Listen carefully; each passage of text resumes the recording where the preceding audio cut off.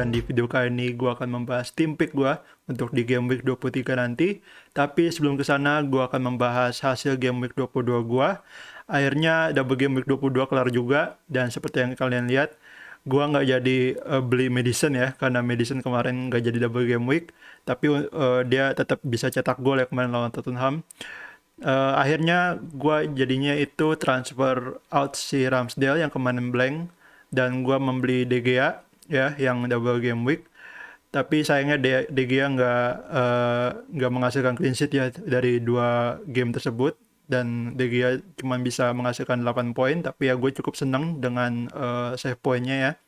Dan di game week 22 kemarin gue kaptenin Bowen yang single game week, karena gue nggak melihat pemain double game week gue bisa gue kaptenin ya. Mungkin dari King, Lucas Moura, dan Rudiger, dan De Gea itu menurut gue nggak layak jadi kapten. Akhirnya gue pasrah, gue kaptenin Bowen, dan untungnya Bowen yang single game week bisa taking return juga untuk di game week ini, yaitu dia cetak 1 gol lawan Leeds kemarin, dan alhasil dia dapat 14 poin ya.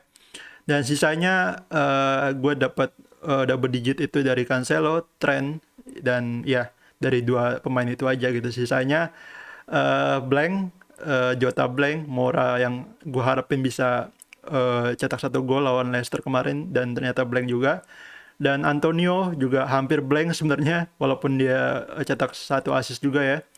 Terus si Calvert-Lewin lawan Norwich secara mengejutkan juga blank, Everton kalah. Dan King juga kemarin nggak jadi double game week ya, dan dia harus berhenti di 2 poin aja penghasilan poinnya ya. Dan dari game week 22 ini sendiri, ranking gue itu turun dari 78.000 ke 82.000. Sebenarnya nggak begitu jauh ya, cuma sekitar 6% gitu, dan gue masih bisa terima ini dengan tidak adanya gue nggak punya Bruno, dan gue nggak punya pemain lain kayak si Kane gitu yang double digit juga kemarin. Rasanya panah merah sebesar 6% nggak begitu parah untuk gua ya, untuk diterima gitu, jadi nggak terlalu menyakitkan lah gitu. Jadi rank gua sekarang itu 82.000 dengan total poin 1386, dan perolehan poin gua itu di game week 22 ini itu 60 poin. Sebenarnya masih di atas rata-rata, tapi memang nggak cukup untuk bisa green arrow ya. Dan lanjut, gue mau bahas jadwal pertandingan untuk di game week 23 nanti. Jadi ini gue akan sedikit preview lah ya. Jadi di jadwal pertandingan ini, di game week ini ya, sementara ini belum ada double game week ya, karena gosipnya itu Aston Villa dan Leeds dan Burnley juga kalau nggak salah, itu mereka akan double game week di game week 23 ini, tapi sejauh ini belum ada konfirmasi dari Premier League sendiri. Dan ini gue rekam di jam 6 pagi ya, hari Jumat. Jadi gue nggak tahu nanti kedepannya setelah video ini dipublish apakah akan ada announcement double game week apa enggak. Tapi yang jelas sementara jadwalnya akan seperti ini. Jadi dari jadwal game week 23, menurut gue ada 3 pertandingan yang harus kita target ya, yaitu Everton Villa, terus Leeds versus Newcastle, dan Southampton versus Man City. Everton lawan Villa, jelas kita harusnya unggulkan Villa ya. Villa kemarin yang lawan MU berhasil seri 2-2.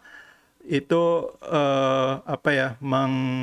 menggemparkan dunia per-FPL-an gitu, karena aset barunya seperti Coutinho itu kemarin baru turun dari bangku cadangan, dia langsung bisa cetak 1 gol ya. Dan melawan Everton yang kemarin kalah lawan Norwich, menurut gua kita seharusnya ya bisa target aset-aset dari Aston Villa gitu, walaupun si Aston Villa nanti nggak double game week ya, tapi menurut gua karena lawan Everton tetap layak ditargetin pemain-pemainnya seperti Watkins, mungkin Coutinho, atau di defense bisa Cash atau Digne ya. Lalu selanjutnya itu Leeds versus Newcastle. Leeds kemarin abis menang lawan West Ham 3-2 ya, secara mengejutkan. Lawan Newcastle yang kemarin seri ya, 1-1, itu menurut gua gue mengunggulkan Leeds di sini, dan seharusnya aset Leeds yang harus kita lihat itu tentunya si Rafinha ya. Rafinha kemarin menghasilkan 1 assist lawan West Ham. Sebenarnya dia bisa 2, tapi karena gol keduanya itu dianulir, jadi dia cuma dapat assist 1.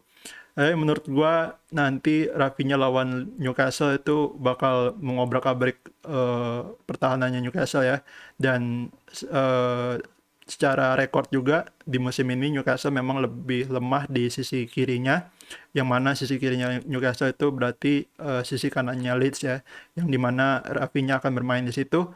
Jadi menurut gua Rafinha lawan Newcastle berpotensi untuk mencetak beberapa poin yang mungkin dia bisa ini ya, mungkin dia bisa double digit nanti. Lalu yang utama di game week 23 ini menurut gua match yang harus kita target itu Southampton versus City. Menurut gua City akan jauh lebih unggul di sini ya, jelas. Dan tentunya kita mau targetin pemain-pemain City, baik dari defense, midfield, atau attackernya ya. Dan melawan Southampton sendiri, menurut gua mungkin City akan menang menang menang mudah di sini. Makanya menurut gua sangat worth it untuk incer midfieldnya City ya. Untuk midfield sendiri, menurut gua kita bisa targetin Kevin De Bruyne yang kemarin habis cetak 1 gol lawan Chelsea, atau Foden ya yang akhir-akhir ini nggak kelihatan, tapi menurut gua nanti lawan Southampton kalau dia main dia bisa menghasilkan attacking return juga. Atau dari defense menurut gua Cancelo menurut gua bisa kita andalin ya, baik kita mainin atau jadi kapten bahkan gitu. Dan selain Cancelo menurut gua Laporte juga bisa kita target untuk diferensial di barisan defense kita ya, karena Man City kita tahu defense-nya kuat. Dan menurut gua Laporte bisa bisa menghasilkan clean sheet point, atau dia juga bisa menghasilkan attacking return juga dari goal heading atau assist juga ya. Lanjut ke tim pick gua untuk di game week 23 ini. Sementara kalau gua nggak transfer, tim gua susunannya akan seperti ini ya, yaitu De Gea di kiper, dan gua akan mainin 3-4-3 ya. Di kiper sendiri sebenarnya bisa aja gue mainin Foster yang lawan Norwich, tapi pengalaman gue di musim ini waktu itu gue sempat mainin Foster, dan di situ gue punya Ramsdale waktu itu yang lawan Leicester, dan akhirnya Foster nggak bisa clean sheet. Waktu itu Foster lawan Southampton ya, dan Ramsdale lawan Leicester sendiri akhirnya dia clean sheet dan mendapat 10 poin. Itu gue nyesel banget, dan tentunya gue nggak mau mengulangi kesalahan yang sama ya.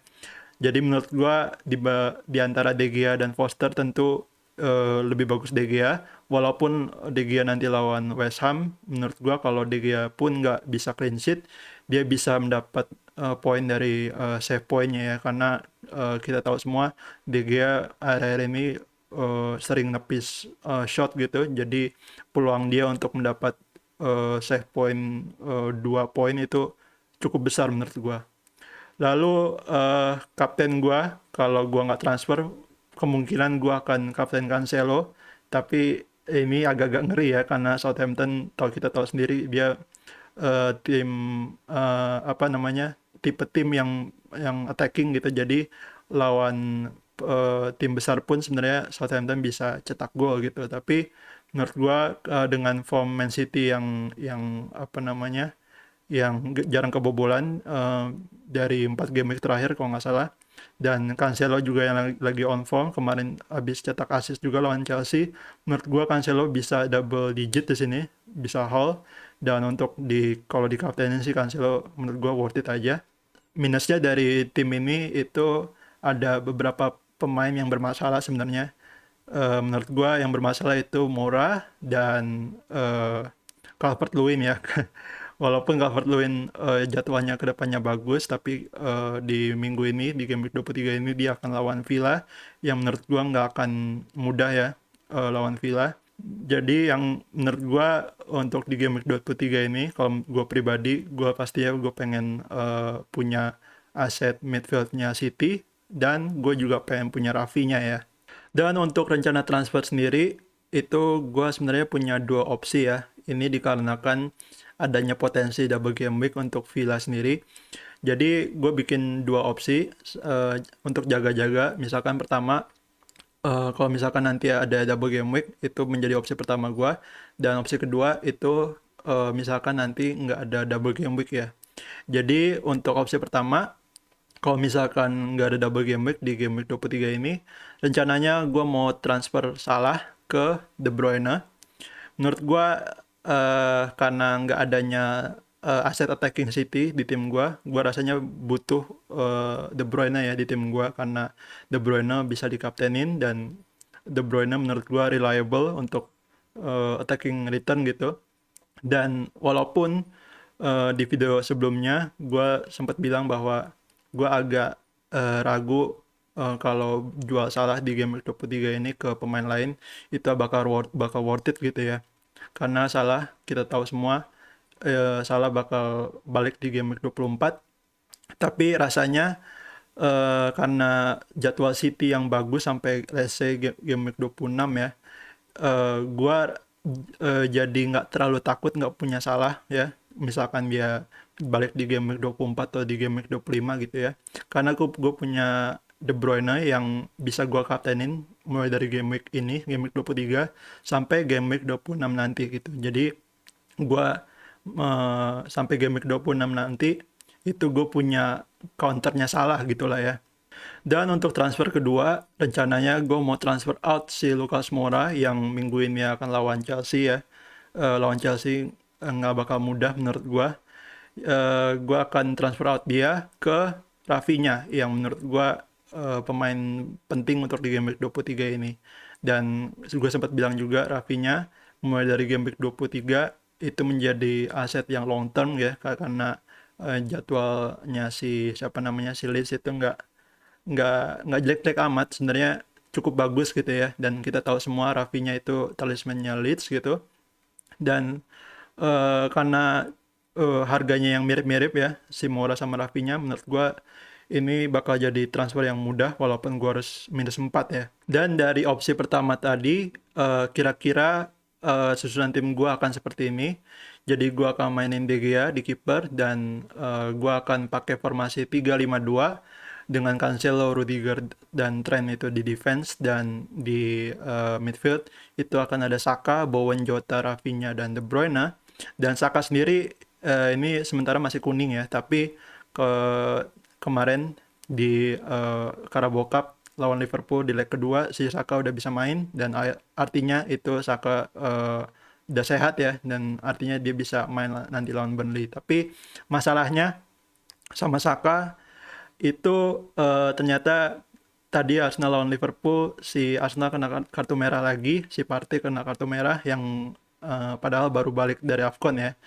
Dan ini berpotensi kemungkinan untuk Arsenal bakal minta postpone lagi match-nya nanti lawan Burnley karena kekurangan pemain gitu. Jadi tentunya gue harus hati-hati juga kan sama Saka gitu.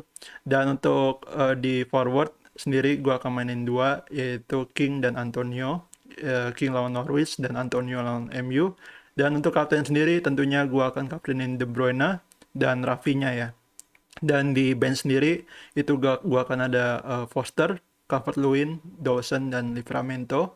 Dan untuk opsi kedua, ini seandainya Villa dapat double game week ya, itu transfer gua akan seperti ini, yaitu rencananya gua akan transfer out Calvert-Lewin yang sebenarnya gue pengen hold ya karena kedepannya jadwalnya bagus, dan Everton pun habis pecat pelatih ya, si Benitez habis dipecat, dan kemungkinan nih bakal ada fenomena manager bounce ya. Jadi ketika pelatih baru masuk itu biasanya kan performa tim langsung melonjak gitu ya, langsung jadi gacor gitu.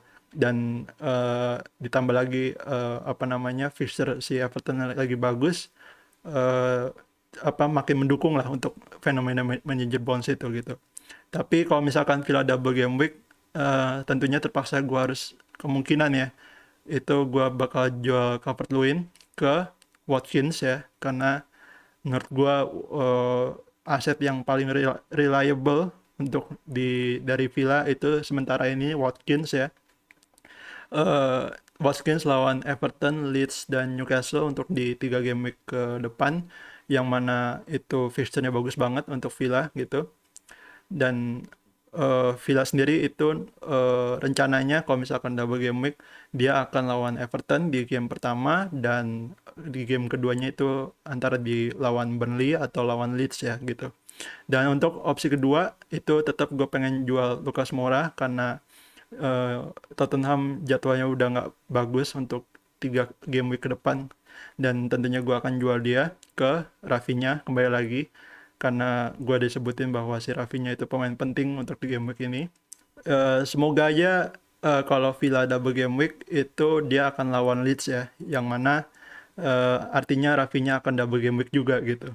Dan dari opsi kedua itu kemungkinan susunan tim gue akan seperti ini. Cancelo, Rudiger, Trent di defense, dan Saka, Bowen, Jota, Rafinha di midfield, dan di depan ada Watkins, King, dan Antonio. Dan dari tim ini gue akan kaptenin Rafinha kalau misalkan double game week ya si Rafinha, dan vice kaptennya itu Watkins yang akan kemungkinan double game week juga gitu. Tapi kalaupun misalkan si Villa double game week ya, dapat double game week, rasanya gue masih pengen punya aset midfieldnya City, aset attackernya City, karena menurut gue aset attacker City menjadi jaminan poin untuk di game week 23 ini. Makanya gue pengen banget punya Kevin De Bruyne. Tapi ya nanti kita lihat aja, nanti bakal ada double game week apa enggak.